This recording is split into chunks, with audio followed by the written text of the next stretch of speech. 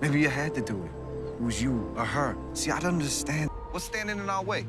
Just the biggest connects in Chicago. Chicago's a violent city, you feel me? Tommy Egan is the linchpin to bringing down all of these gangs. They keep going to war. What the hell? Hello, welcome to Movie Musters, review of Power Book IV, Forces the Devils in the Details from Season 2.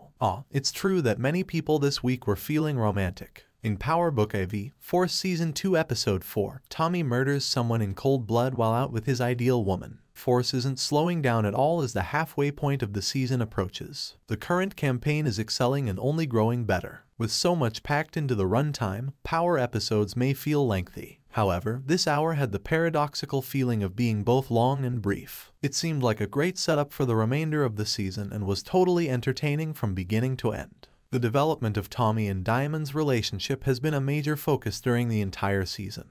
And despite the fact that business has been doing well, you could sense there was something a little strange about them. Despite working well together, it's easy to overlook that they are fundamentally very different people because of how well they get along. They have a limited amount of trust for one another. They don't share a past that would foster unwavering devotion and trust. What else was Tommy expected to do when he was trapped in that bathroom? His instincts took over and he went in for the kill. The soldier assigned to Rojas was attempting to make a point, but the poor youngster had no chance. After that murder, Tommy was particularly troubled by his paranoia, which had previously taken control of him. And when he observed Seamus sniffing around and Diamond seeming significantly wary, I could see why. It made sense for him to be worn out when you consider the fact that there were officers practically everywhere in the city. Tommy was aware that Diamond wasn't a spy, but he also understood what his eyes were trying to tell him. I'm not really sure why Diamond initially lied to Tommy. He was being threatened by Seamus. He wasn't doing anything for Seamus that would harm Tommy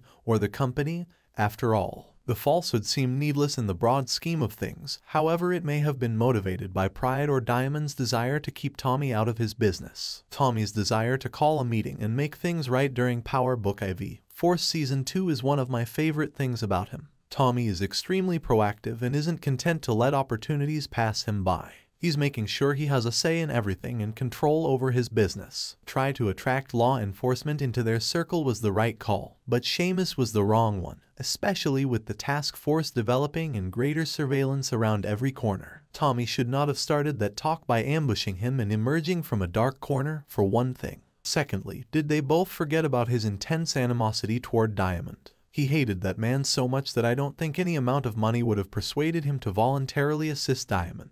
Of course, since he's dead, none of that matters at this point. When you think about it, D-Mac's approach of shooting first and asking questions later is similar to that of his uncle Tommy. He killed because his natural reaction was to do so when he sensed his uncle in danger. He immediately defended them in a way that reminded me of Tommy. He put it down to the desire to safeguard his family and refused to acknowledge that he had done anything wrong. But as the truth of what he did sunk in, you could see him begin to progressively break down. Tommy didn't want a situation like this to happen to D-Mac. He didn't want him roaming the streets where he might damage someone else or himself again and get into trouble. D-Mac is a bright young guy, as he has demonstrated time and time again.